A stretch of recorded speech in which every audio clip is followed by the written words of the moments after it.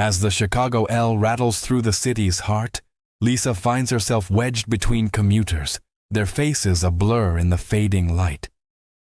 The wind howls outside, matching the cacophony of voices within. Amidst the chaos, something catches her eye. A shadow that doesn't belong. It's not tethered to any passenger, instead slithering between bodies like a serpent made of darkness. Lisa blinks, convinced her tired eyes are playing tricks. But the shadow persists, growing taller with each passing second. It stretches up the walls of the train car, defying logic and reason.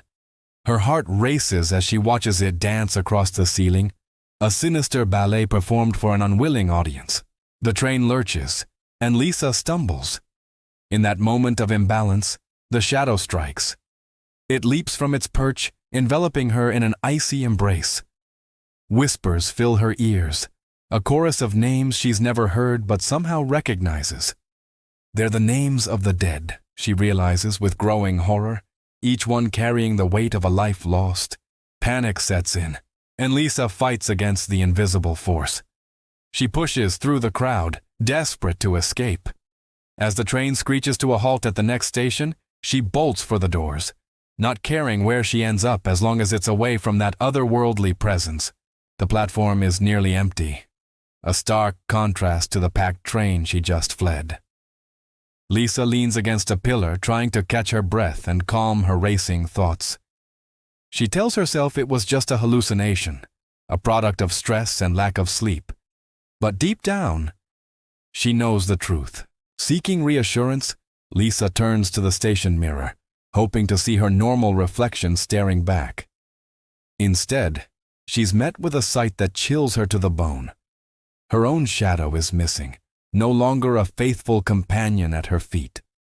It trails behind her like a hungry pet, disconnected yet undeniably hers. Lisa watches in mute horror as her shadow stretches and contorts, taking on a life of its own.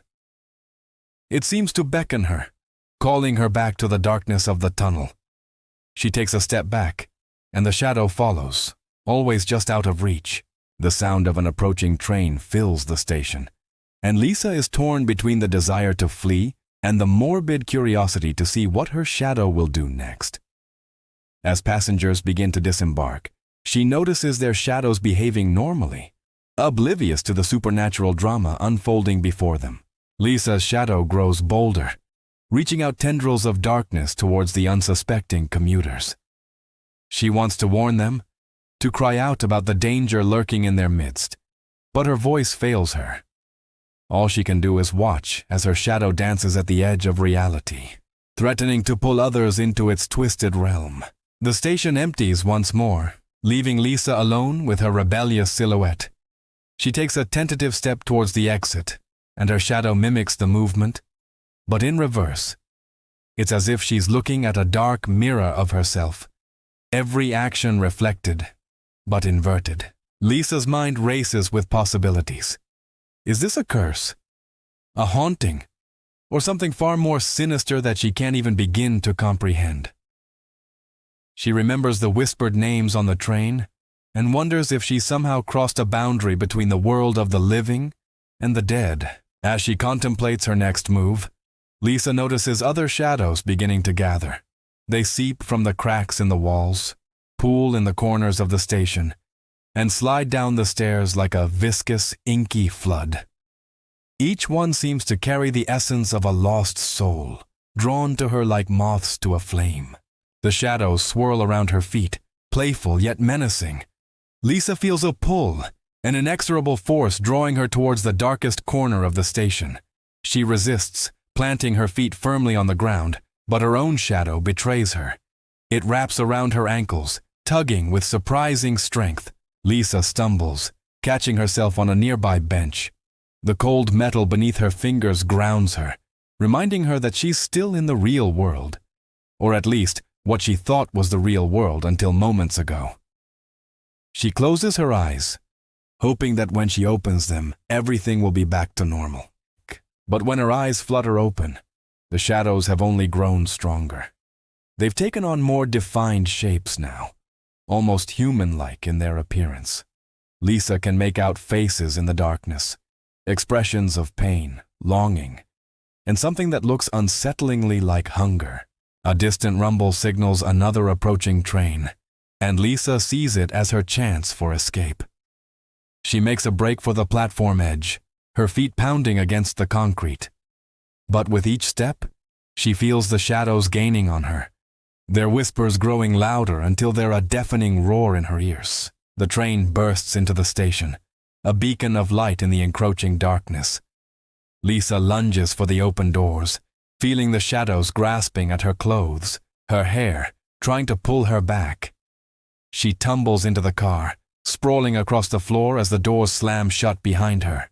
Panting, Lisa looks up, expecting to see shocked faces staring down at her. Instead, she finds the car empty, save for a single figure seated at the far end. As her eyes adjust to the dim light, she realizes with a jolt that the passenger has no features. It's a silhouette, a three-dimensional shadow person.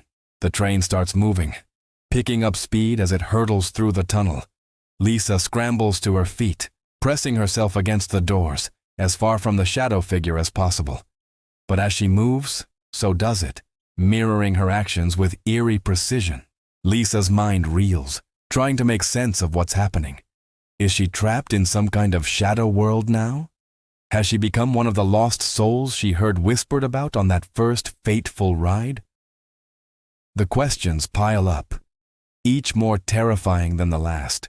The shadow figure stands, its movements fluid and unnatural. It glides towards Lisa, arms outstretched in what could be an embrace or a threat. She searches desperately for a way out, but the train shows no signs of slowing, the tunnel outside a blur of darkness. As the figure draws near, Lisa feels a chill that goes beyond physical cold.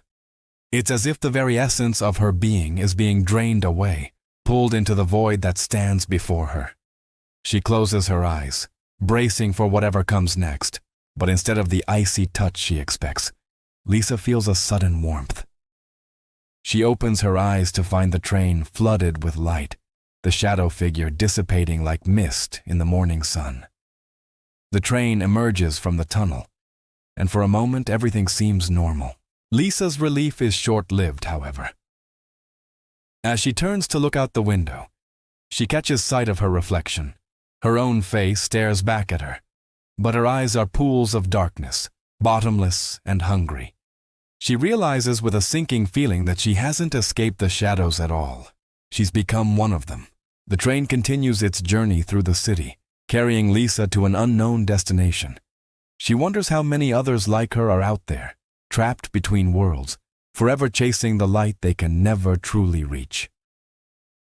As the Chicago skyline passes by outside, Lisa settles into her new reality, a shadow among shadows, riding the L into an eternal night.